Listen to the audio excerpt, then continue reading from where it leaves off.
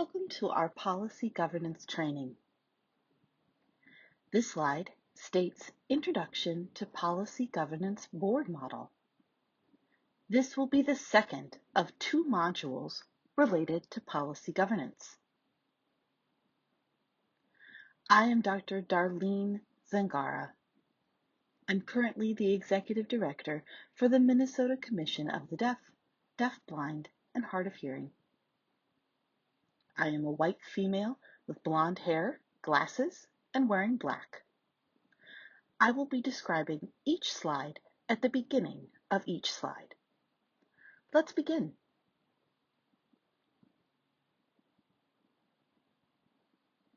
I would like to begin with providing you an overview of our agenda today. First, our goal is to better understand what policy governance is. You've already watched part 1. The first part focuses on the philosophy and principles of policy governance and how to use this information as a board member for the Commission. In part 2, we'll dive deeper into the Commission's policy governance booklet.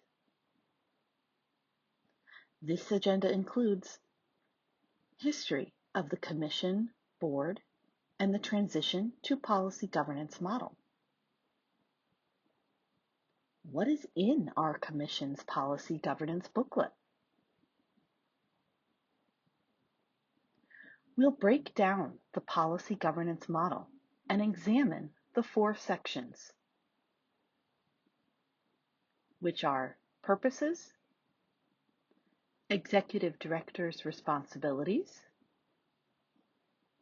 Executive Director and Board's expectations, and Board processes.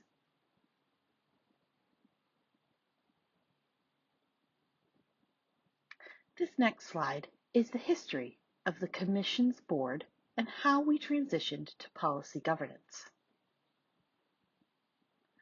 The Commission adopted policy governance model in spring of 2019. The Board was provided training and development services. A concern that was shared was that the Board needed a model that would empower the Board to enforce accountability and ensure the voice of our communities were included. The main goals were to create a distinction in roles and responsibilities, as well as accountability for both the Executive Director and the Board.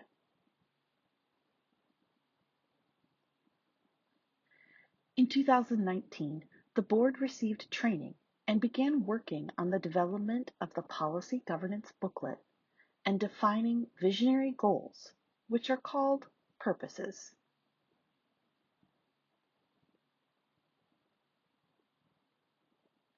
The Commission implemented policy governance model in the summer of 2020. While drafting the policy governance booklet was drafted, the Board started implementing processes. The Commission developed the first draft of policy governance booklet in 2021. The first revisions were approved on March 17, 2023. The booklet was rewritten in plain language and adopted in January of 2025. You will notice some changes in terminology for easier reading. The Executive Director submitted the first monitoring report in 2021. It was a very challenging year. Trying to master the monitoring reports was a very difficult process.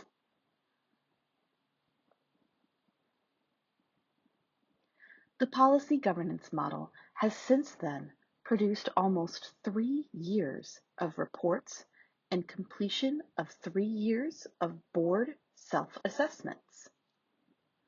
We are now at the stage where we can improve and refine our work.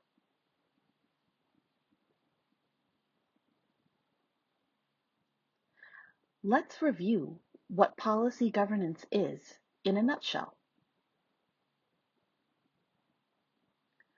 Policy governance is a comprehensive set of integrated principles that, when consistently applied, allows governing boards to realize owner-accountable organizations. Owners also means deaf, deafblind, and hard of hearing members of the public. So what does this mean? We have a set of organized and comprehensive policies that are principles or actions written down to describe how things are done or achieved. Governance is a way of acting to ensure that accountability is evidenced and clear. We are making sure that people who benefit from the policies will be heard and experience benefits. Consistency is key. What this means is we do it rigorously and faithfully. This builds expectations and trust. Accountability from executive director to board to owners. Let me expand on this principle in the next slide. Policy governance has 4 sections. This slide is a graphic to show a circle divided into 4 parts, each having its own color. Purposes is green. Executive Director's responsibilities is in a darker blue. Executive Director and Board expectations is purple, and Board processes is orange. Another important feature is that the circle is split in half with 2 different background colors. The first half, including sections 1 and 2, is light yellow. That is the board direction to the executive director. The other half on the left side is a light blue. That is board direction to the board itself. Let's look at each section in our booklet.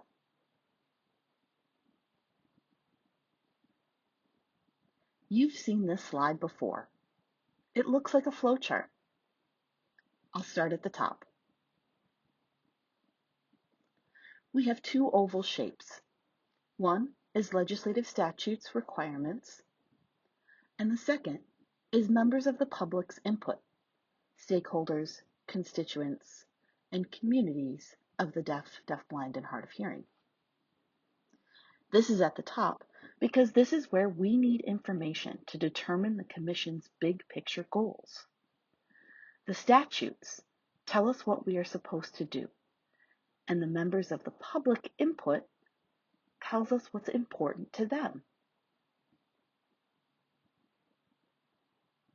The next level down is the Commission Board. You'll see arrows between the board and legislative statutes and members of the public. The board depends on these 2 groups for big ideas.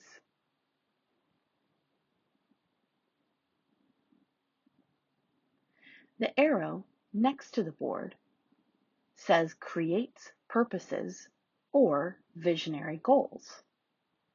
That is one of their most important jobs. The next level down, with an arrow pointing at each other, is the executive director.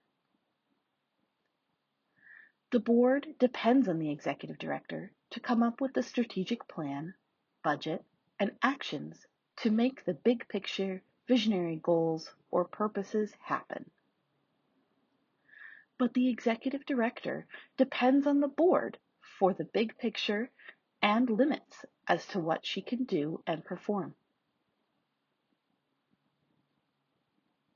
The last level is staff.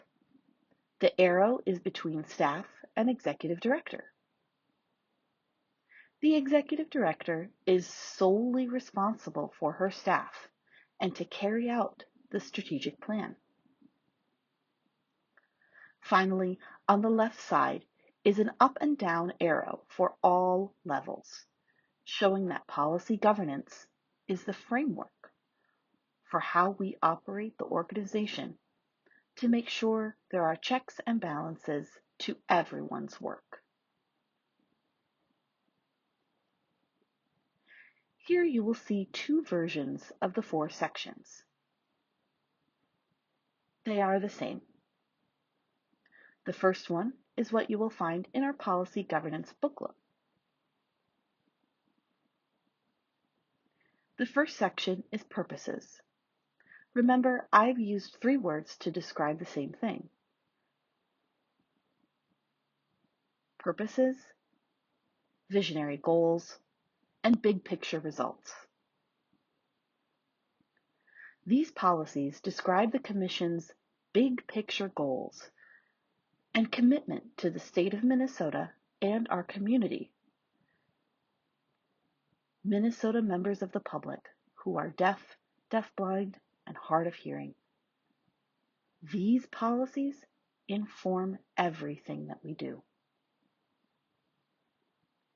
The guiding purposes of the Commission are a collective sense of community, government decisions, public awareness, and improved well-being. The board developed these purposes from our statutes. The statutes outline what the Commission will do. This board took this information and created the language for these purposes. It is critical that we incorporate the statutory language in our purposes. The community's input would help reinforce the language for the purposes and design the strategic plan to achieve those purposes. Each of the guiding principles are expanded as well to include more details.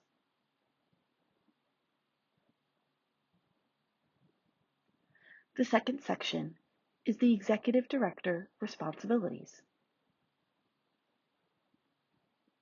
These policies give the Executive Director a wide latitude for building an excellent organization, one that is respectful, productive, financially healthy, and fair. It is up to the staff and Executive Director to continuously improve the Commission's effectiveness.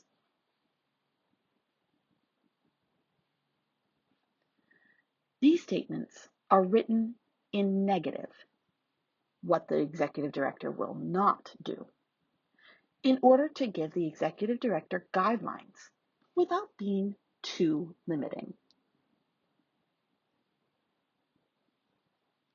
It does seem strange with the negative wording. It's not what I should do, but what I should not do. It allows me, as the Executive Director, to be more creative.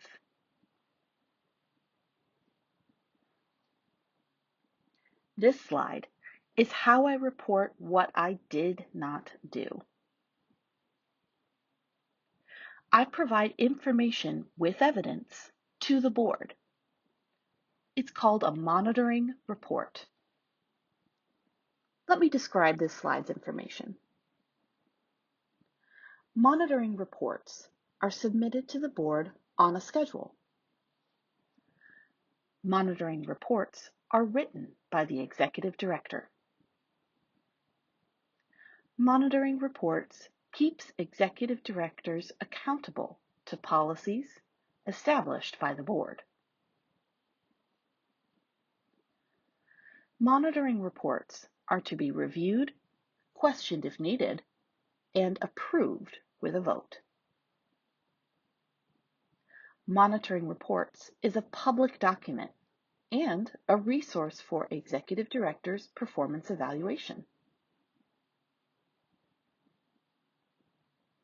These 2 sections I just talked about are what the board expects of me as an Executive Director. I must give them information to show how I perform.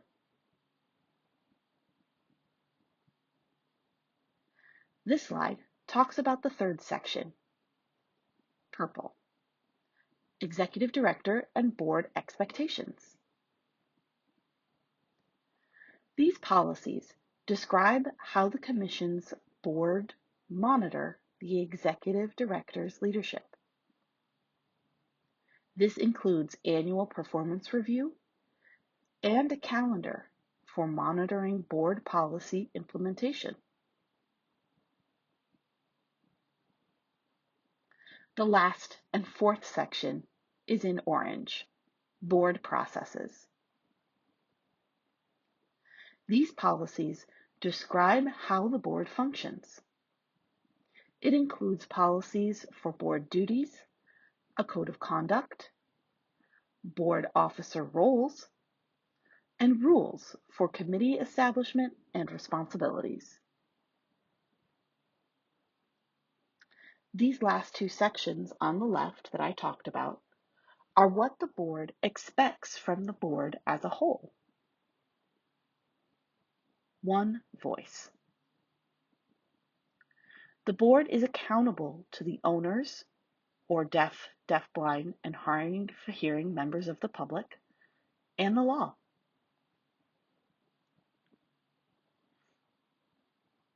I'm now showing the two models again. Again, both indicate the same model. The first one is what you see in your booklet.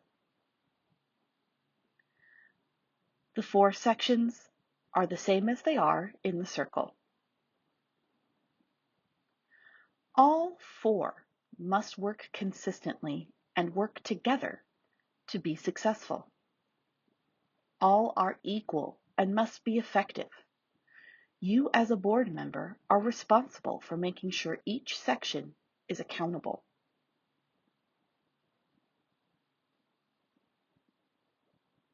This slide is your appendix. You will find this in your booklet at the end. It contains more information to support understanding the policies, as well as expanding on the harassment and conflict of interest definitions. You will also find some forms for board members to review and sign. This concludes our Policy Governance Part 2 training.